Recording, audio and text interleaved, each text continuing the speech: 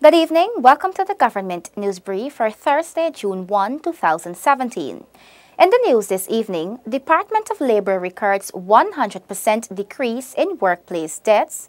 Central Housing and Planning Authority's CEO says reducing construction cost may be key to making government housing unit more affordable. And Trinidad and Tobago continues to assist Guyana for candidacy to the Extractive Industries Transparency Initiative. These and other stories when the news returns. Stay tuned. Thank you for staying with us. I am Renetta LaFleur. Here are the details. The Department of Labor reported 100% decrease in workplace deaths for 2017. Find out what has been the contributing factors from Delon Sanko. Minister within the Ministry of Social Protection, Keith Scott, told GINA DPI that the Occupational Safety and Health Unit within the Department of Labor has seen a 100% decrease in workplace death so far for 2017. Minister Scott noted that the improvement would have not been possible without the support of the employers. We have to also thank the employers who have become conscious that it's in their interest not to have downtime in terms of machinery breaking down, in terms of workers have accidents and so on. So they do appreciate it. Our work, therefore, we can see the results of our work. And we have reduced radically the accidents in the place. What we have also done is that any fatal accident that occurred, what we did, we instantly investigated it. So today I can tell you that we are at 100% in terms of our investigations of any fatal accident in this country. Minister Scott adds that the department, under the supervision of Gwen King, has been facilitating programs for both employees and employers, making sure that they understand and comply with the rules that govern the unit. We have also been making sure that the workers themselves become much more conscious of accidents. Accidents can be predicted more or less using statistics, and it can also be prevented largely.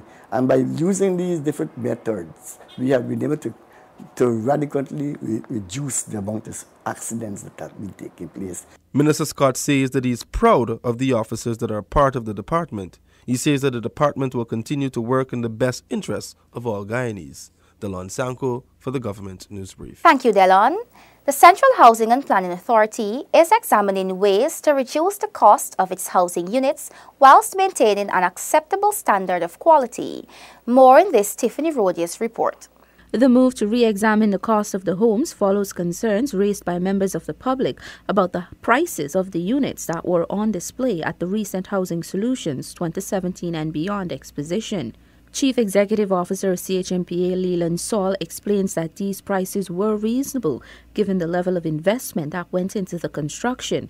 However, focus will be on employing construction techniques that would have an impact on cost of the home.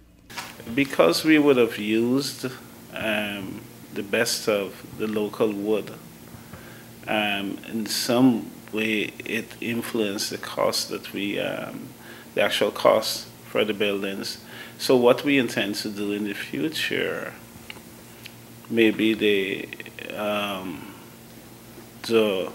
internal works in the building, like the floor, perhaps we might use some other form of hardwood instead of green art. And for the external work, the cladding, yes, we would use green art. And perhaps we can reduce some of the size of the members to bring down the cost a little without compromising the integrity of the buildings. The CEO explains that the actual cost of the units is 2 times the cost for what they are being sold. Even the unit that was priced, we spent a total of $16 million to construct that duplex. But yes, still we are selling it for 6.5 because we do take the citizen into consideration.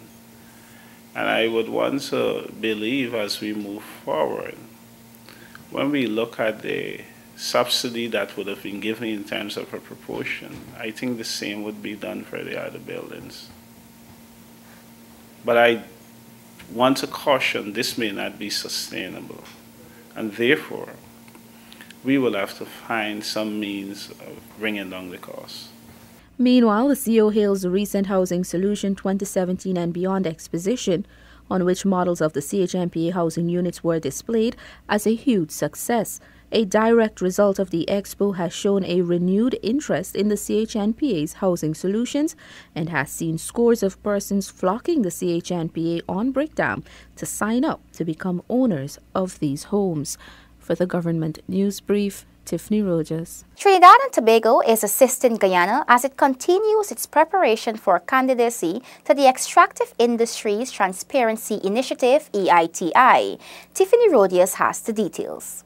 Guyana expects to submit its EITI candidacy in the coming months, and the local multi-stakeholder group, or MSG, was part of a capacity-building symposium facilitated by the Ministry of Natural Resources on Wednesday. Trinidad and Tobago's MSG chair, Victor Hart, shares the Trinidad experience and some considerations Guyana will have to factor in its preparations.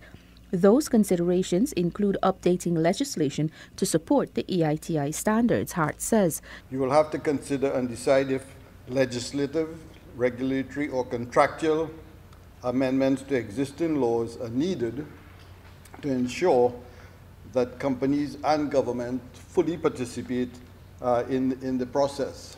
Hart adds that it is important that Guyanese internalize that the country's natural resources are theirs.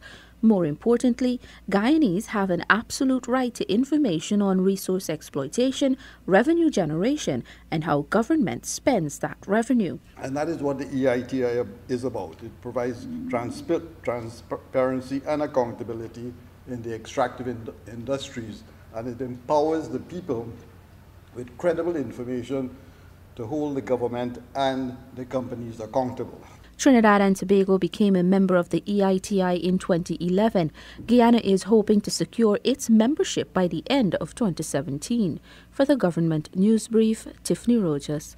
Thank you, Tiffany.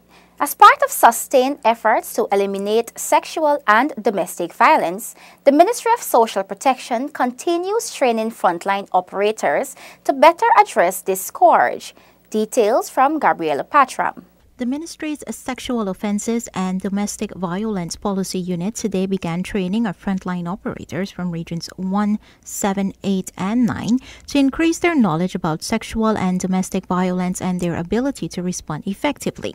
Deputy Permanent Secretary, Ministry of Social Protection, Adrian Ramratan, says the ministry has several plans to eliminate sexual and domestic violence. We will enhance enforcement of the international instruments we have signed on to in the quest against the twin evil. At this point, I think it is timely to remind us that Guyana does not lag behind ratifying international instruments to help combat the twin scourge of domestic and sexual violence. Ramratan adds that the ministry will also forge alliances with civil society agencies and non-governmental institutions to enhance public programs using social and multimedia to combat the scourge. These efforts will help to promote a safe haven for victims. We are outraged that sexual and domestic violence victims still fear reporting the crimes against them. We are outraged that some of the reported cases never make it to trial. And we are even more outraged that there are so few successful prosecutions. With your support, we can make our homes safer.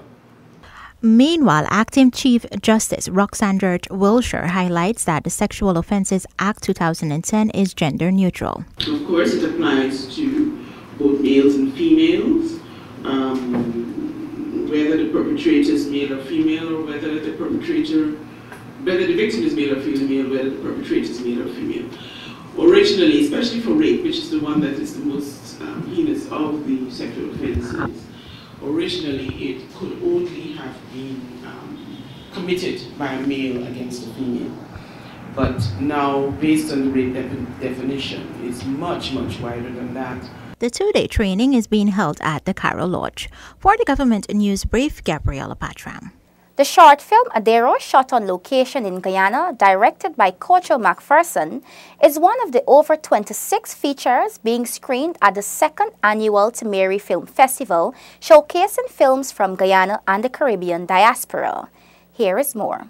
McPherson explains that the film received rave reviews even with the surprise attendance of First Lady Sandra Granger last evening. The response was overwhelmingly good.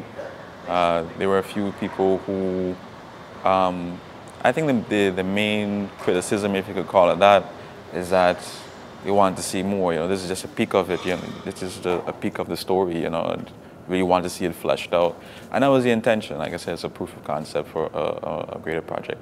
McPherson says that the film is about a man haunted by the memories of his past, which has caused him to look for the truth. He notes that the film is inspired by a vacation he took with his family in the Rupununi. My first trip into the hinterland, into the Rupununi, was in 1999. I took a family trip with my sisters in North Rupununi, and that was my first exposure to Rupununi culture. And it just left an indelible impression on me. And since then, I've always loved traveling in that part of the country, in the hinterland, generally speaking, but in the Rupununi specifically. McPherson notes that though he has not done any formal training, he hopes that many will join in his footsteps in making their dreams come through to pave the way for a future film industry in Guyana. The film director adds that this will not be the last that Guyana will be seeing him, since his film is a sample of what is yet to come. Although the TFF is an annual event, this year it is a collaborative effort with the Green Screen TT, the Environmental Film Festival in Trinidad and Tobago, and the Iwakrama International Center for Rainforest Conservation and Development. Minister of Public Infrastructure David Patterson is inviting the general public in Region 6 to a meeting to update residents and stakeholders on the progress of the East Bank Berbice Public Road project at the Gay Park Bridge East Bank Berbice Public Road on Sunday, June 4 at 1300 hours. We have come to the end of today's edition of the Government News Brief. The details of these and other stories can be found on GINA's website. GINA has an active Facebook page, and we encourage you to visit and like us so you can be informed as the news unfolds. Do join us tomorrow for another edition of the Government News Brief. Thank you for watching.